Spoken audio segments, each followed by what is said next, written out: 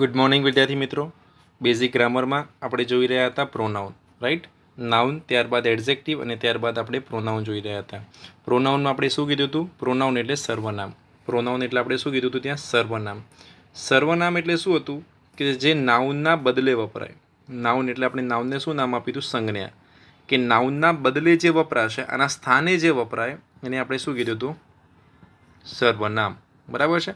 સર્વનામમાં આપણે જોયા હતા કે બેઝિક સર્વનામ આપણે કે બોલનાર માટે આઈ અને વી આ બંને કોણ હતા? પ્રથમ પુરુષના એકવચન અને બહુવચનના. એને આપણે શેમાં ગણ્યા હતા? બોલનાર, કે જે આપણને ઇનડાયરેક્ટ સ્પીચ માટે ખૂબ જ અગત્યના છે. બરાબર છે. ત્યારબાદ આવ્યા હતા યુ, એટલે કે યુ બંને ગણવાના, એકવચન અને બહુવચનમાં યુ જ ગણવાનું. એ કોના માટે આપણે ગણ્યા હતા? લિસનર માટે, એટલે કે સાંભળનાર માટે. ત્યારબાદ શું હતું ત્યાં? હી શી ઇટ, હી શી ઇટ આ થઈ ગયા ત્રીજા પુરુષ એકવચન, અને એમનું બહુવચન શું થયું ત્યાં? ધે. એટલે એ કોણ છે? તો અન્ય માટે, અન્ય પુરુષ માટે. ક્લિયર થાય છે? ટુ બીના ક્રિયાપદોની પણ આપણે ચર્ચા કરી હતી મિત્રો આની સાથે, કે ટુ બીના ક્રિયાપદોની ચલો ફરીથી ચર્ચા કરી લઈએ. કે ટુ બીના ક્રિયાપદો માટે આઈ જોડે શું આવશે? તો આઈ જોડે એમ આવશે. ત્યારબાદ ભૂતકાળમાં શું આવે? વોઝ આવે. અને will be shell Bino rule છે, તમે વિલ બી વાપરો તો પણ વાંધો નહીં. બરાબર. વી જોડે શું આવશે? તો વી જોડે આવશે આર. અહીંયા શું આવશે? ભૂતકાળમાં વેર, અને ત્યાં આવશે શેલ બી. આમ તો બધા બાકીના જોડે વિલ બી જ આવશે, ખાલી આપણે ભૂતકાળ અને વર્તમાન જોઈએ. યુ જોડે શું આવે? એક વચન કે બહુવચન હોય તો આર, અને આર આવે એટલા માટે ત્યાં શું આવશે? વેર. હી શી ઇટ, ધ્યાન આપજો મિત્રો. હી શીટ ઇટ એક વચન ગણાય, એટલે ત્યાં શું આવે? ઇઝ, અને એનું શું થઈ જશે? ત્યાં વોઝ. બાકી તો અહીંયા શું આવશે? બધામાં વિલ બી. શું લખીશું આપણે? Will be. ઓકે. દે, દે જોડે શું આવશે? બહુવચન છે એટલા માટે આર, અને અહીંયા શું થઈ જશે? ત્યાં વેર. તો આ સર્વનામનું થયું. કયા ટુ બીના ક્રિયાપદો વપરાય છે? અહીંયા શું આવશે? Will be. ઓકે. તો ચલો આજે આગળ વધીએ. આ ઓલરેડી આપણે ગઈકાલે ભણી ચૂક્યા છે કે સંજ્ઞાના સ્થાને જેનો ઉપયોગ કરવામાં આવે છે, નામની જગ્યાએ જે વપરાય છે. અહીંયા જોયું હતું કે નિશાંત છે, તો નિશાંતની જગ્યાએ અહીંયા શું વપરાયું? હી. અહીંયા નેહા હતું, તો નેહાની જગ્યાએ શું વાપર્યું આપણે? શી. મહાત્મા ગાંધી હતા, તો અહીંયા શું વાપર્યું? ત્યાં આપણે હી. સપોઝ માની લઈએ કે સ્ટુડન્ટ છે ને, આપણે વાપરવું શું છે? એક નાઉન વાપરવું છે. કયું? તો સ્ટુડન્ટ્સ. બરાબર છે. તો સ્ટુડન્ટ્સ માટે આપણે શું વાપરીશું? તો દે વાપરીશું. સ્ટુડન્ટ્સ માટે શું વાપરીશું આપણે? દે. બરાબર છે. ઓકે. ચલો આગળ વધીએ. આમાં આજે શું જોવાનું છે? ટાઈપ્સ ઓફ પ્રોનાઉન્સ, કે એના પ્રકાર કયા કયા છે. તો મેઇન પ્રકાર જોઈ લો. કર્તાકારક છે, સંબંધકારક છે, અને કર્મકારક. બરાબર. કર્તાકારક નોમિનેટિવ, આપણે એને સબ્જેક્ટિવ પણ કહી શકીએ છીએ. શું કહી શકીએ છીએ આપણે એને? સબ્જેક્ટિવ. એટલે કે વાક્યની શરૂઆતમાં કર્તાના સ્થાને વપરાય છે એટલે બધા સબ્જેક્ટિવ થઈ ગયા. સંબંધકારક પોઝેસિવ, સંબંધ બતાવતો હોય. રિલેટિવ, બરાબર, રિલેશન બતાવતો હોય તો. ઓકે. એક્યુઝેટિવ કર્મકારક, જેને આપણે ઓબ્જેક્ટિવ પણ કહી શકીશું. ઓબ્જેક્ટિવ પણ ખાસ અગત્યના જોવાના હોય છે. કયા કયા? સબ્જેક્ટિવ, કર્તાકારક, સંબંધકારક અને કર્મકારક. ક્લિયર થાય છે? એની અંદર શું છે? તો જો આની અંદર ભાગ, એટલે જે કોષ્ટક છે, કોષ્ટકની ચર્ચા આપણે પછી કરીશું, પણ પહેલાં તમે સમજો એને કે નોમિનેટિવમાં કર્તા તરીકે કોણ આવે? તો હાલ આપણે જોઈ રહ્યા છે પ્રથમ પુરુષના. શેના માટે જોઈએ છે? ફર્સ્ટ પર્સન સિંગ્યુલર અને પ્લુરલ. આ બાજુ છે સિંગ્યુલરના છે, અને આ જે છે પ્લુરલના છે, બહુવચનના છે. બરાબર છે. કર્તામાં શું આવશે? પહેલાં આઈ, અને ત્યાં શું આવ્યું? વી. તો આઈનું કર્તાનું શું થઈ ગયું? આઈને વી. તો રિપ્લેસ પણ એકબીજાને જ કરશે. યાદ રાખજો, જ્યારે તમે કોઈ પ્રશ્ન સોલ્વ કરો છો તો કર્તાને રિપ્લેસ કર્તાનું જ કરશે. યાદ રાખજો ખાસ. તમે આઈને રિપ્લેસ કરો તો આઈને રિપ્લેસ કરીને હી શી ઇટ કે કંઈક આવશે, યા તો બહુવચન કરતા હોય તો બહુવચનનું આવે. પરંતુ હાઈને છોડીને ક્યારે આઈની જગ્યાએ હિમ નહીં આવે. કેમ? એટલા માટે નહીં આવે કે નોમિનેટિવ, સબ્જેક્ટિવ, તો એના માટે માત્ર ને માત્ર સબ્જેક્ટિવના જ યુઝ કરવાના છે. ઓબ્જેક્ટિવ છે, કર્મકારક છે, તો એની જગ્યાએ આપણે કર્મકારકનો જ ઉપયોગ કરવાનો છે. એટલા માટે આનો ઉપયોગ કઈ રીતે થાય છે તો હું તમને ખાસ રેકમેન્ડ કરીશ, તમે જુઓ ડુ એઝ ડાયરેક્ટેડ. આ જ ચેનલમાં આ જ વિડીયો જે પ્લેલિસ્ટ છે આપણું, એની અંદર મેં ડુ એઝ ડાયરેક્ટેડના અત્યાર સુધીમાં 2 સેટ તો મૂક્યા છે. 2 સેટમાં ટોટલ અમે 10 સોલ્વ કર્યા છે. તો ત્યાં તમે જઈને જુઓ કે આ જ સર્વનામનો ઉપયોગ આપણે કઈ રીતે કર્યો છે. સો don't forget two watch those video. તમે ડુ એઝ ડાયરેક્ટેડ જુઓ. આ બધા માટે કામ આવશે ડુ એઝ ડાયરેક્ટેડ, અને કઈ રીતે આપણે સર્વનામ બદલીએ છીએ અને શું ફરક પડે છે એ ત્યાંથી તમને ખબર પડશે ત્યાં. ઓકે. સંબંધકારકમાં જુઓ. સંબંધકારકમાં આપણી પાસે છે માય અને માઇન. ઉપયોગ અલગ છે, એનો મિનિંગ સેમ જ થાય છે, એનો ઉપયોગ અલગ છે. માય અને માઇન. અવર અને અવર્સ યાદ રાખવાનું છે. માય અને માઇન, એટલે આઈ હોય એનું એક સંબંધ માટે માય, અને બીજું શું છે? તો માઇન. અવર છે, વી છે, તો એનું શું થશે? અવર, અને સાથે સાથે શું થશે ત્યાં? અવર્સ. બરાબર. હવે જુઓ શું ફરક પડે છે એનો માય માઇનમાં. તો અહીંયા સમજો તમે. This is my pen. જો એનો ઉપયોગ ખાલી તમને એક જ વાક્યમાં ખબર પડી જશે. This is my pen. તો બોલવાળો કરતા કોણ હશે તમે વિચારો. અહીંયા ધીસ ઇઝ માય પેન કહીએ છીએ, માય કીધું તો બોલતો કોણ હશે? તો બોલવાવાળો આઈ હશે. હવે માય મારે સંબંધ નથી બતાવો તો માય પેન નથી બોલું તો શું કરીશ? ધીસ પેન ઇઝ અને અહીંયા હું શું લખીશ? માઇન. બસ આટલો ફરક. This is my house, this house is mine. This is our car, this car is ours. Right? બસ આટલો ફરક છે, તમે આટલું સમજી જાઓ. તો સંબંધમાં શું આવ્યું? તો જો આઈ છે તમારી જોડે તો સંબંધમાં માય કે માઇન આવશે. વી છે તો સંબંધમાં અવર કે અવર્સ આવશે. બાકીના તો આપણને ખ્યાલ આવી ગયો એનો ઉપયોગ કઈ રીતનો છે. ઓકે, નેક્સ્ટ કર્મ છે, ઓબ્જેક્ટિવ છે, તો એમાં છે મી. હવે ખાસ તમારે આ યાદ રાખવાનું છે. આઈનું ઓબ્જેક્ટિવ શું થયું? તો આઈનું ઓબ્જેક્ટિવ થયું મી. આઈનું સબ્જેક્ટિવ તો આઈ જ છે. એનું રિલેટિવ કયું થયું? એટલે કે સંબંધ કયો થયો ગયો? માય અથવા તો માઇન. ખાસ તો તમે કર્મવાળું ખાસ યાદ રાખજો. ક્યાં કામ આવશે? તો જો આ પહેલી લાઈન અને છેલ્લી લાઈન છે મિત્રો, એ ખાસ કામ આવશે તમને પેસિવ વોઇસમાં. તો બધા જ મુદ્દા અગત્યના છે અને અમે તમારી સામે એ રીતે જ લાવી રહ્યા છીએ કે જેનો ઉપયોગ તમને જનરલ નોલેજમાં પણ થાય, જેનો ઉપયોગ તમને બેઝિક અંગ્રેજીમાં પણ થાય, અને આ જ ઉપયોગ તમે તમારા એકેડેમિકમાં પણ કરી શકો. This is all in one, right? So આઈનું શું થઈ ગયું? મી. અને વી શું થશે? તો જુઓ, વી છે તો વીનું થશે અસ. તો આઈ એનું ઓબ્જેક્ટિવ થયું મી, સબ્જેક્ટિવ ઓબ્જેક્ટિવ, અને વીનું શું થઈ ગયું? અસ. ક્યાં કામ આવશે આ બંને? તો પેસિવ વોઇસમાં ખાસ કામ આવશે. ક્લિયર? ચલો આગળ જોઈએ કઈ રીતે. તો જો તમને આ મીનું એક ઉદાહરણ આપું. સોરી, આપણે આગળ વધી ગયા. મીનું તમને ઉદાહરણ આપું. આઈનું તો જોઈ લીધું. હી કોલ્ડ મી, એને મને બોલાવ્યો. મેં તમને પહેલાં જ દિવસે કીધું હતું કે અહીંયા હી કોલ્ડ આઈ, એને હું બોલાવ્યો નહીં આવે.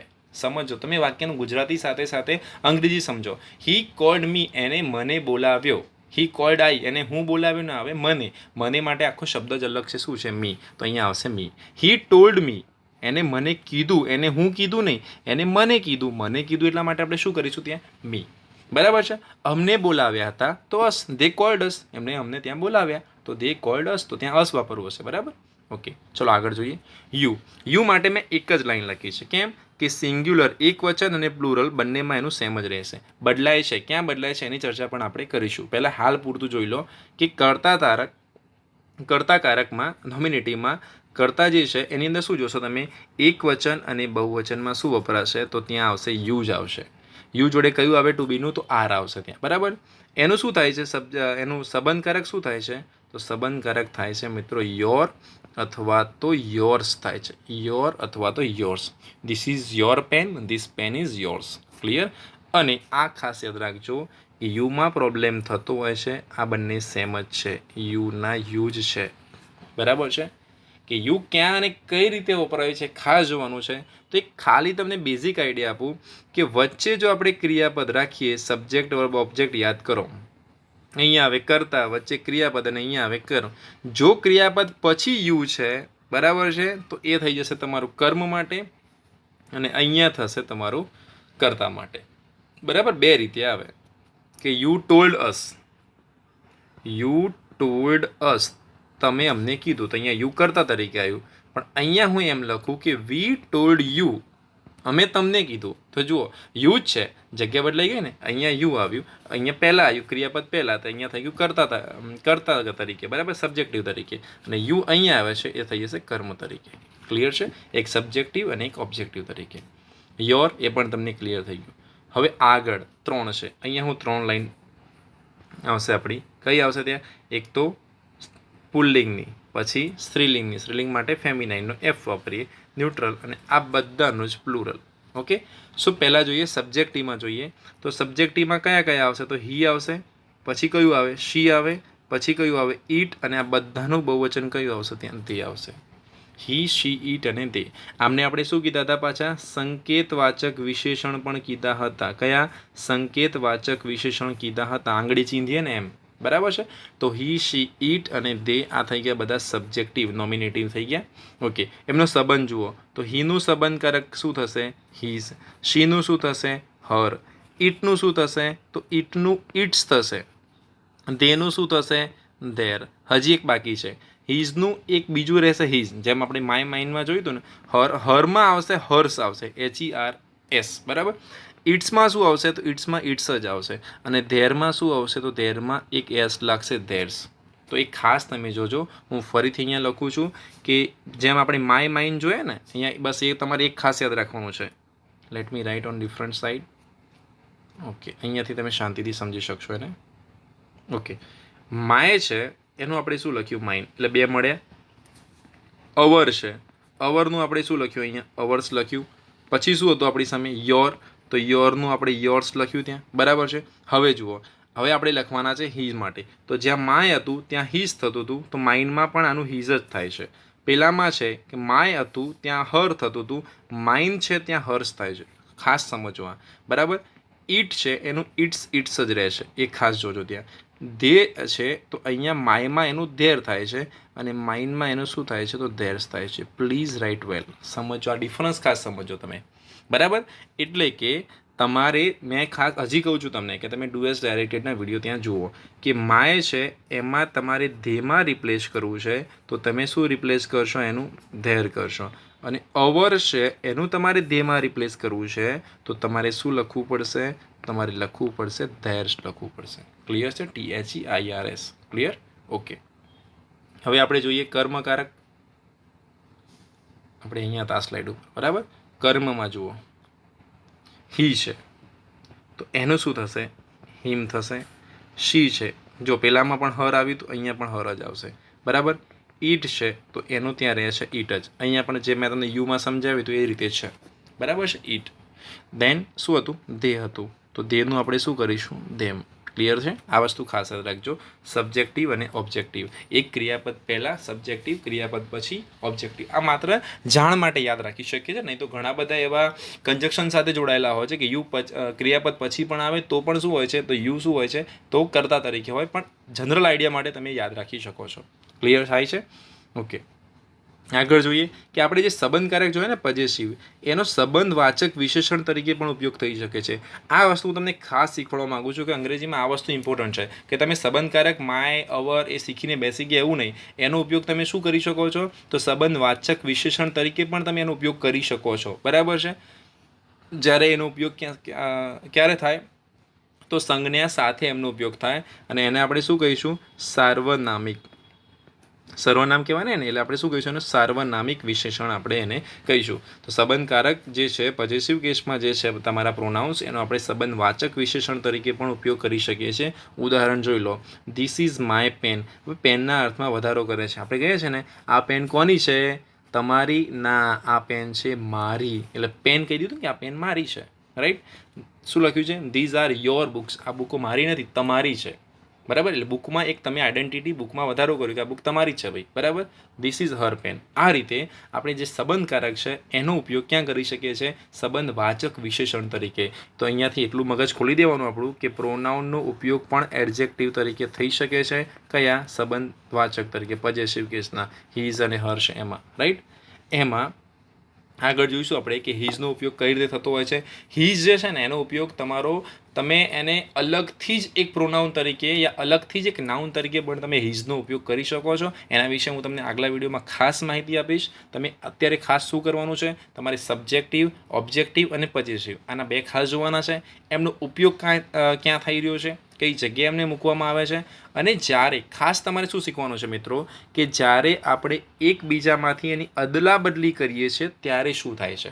એનો નિયમ તો મેં તમને કીધું કે ઓબ્જેક્ટિવને તમારે રિપ્લેસ કરવા હશે તો ઓબ્જેક્ટિવમાં જ ફરવું પડશે. કે સપોઝ તમારે મી બદલવું છે. હવે મી શું છે? તો મી છે એ ઓબ્જેક્ટિવ થઈ ગયું, કર્મકારક થઈ ગયું.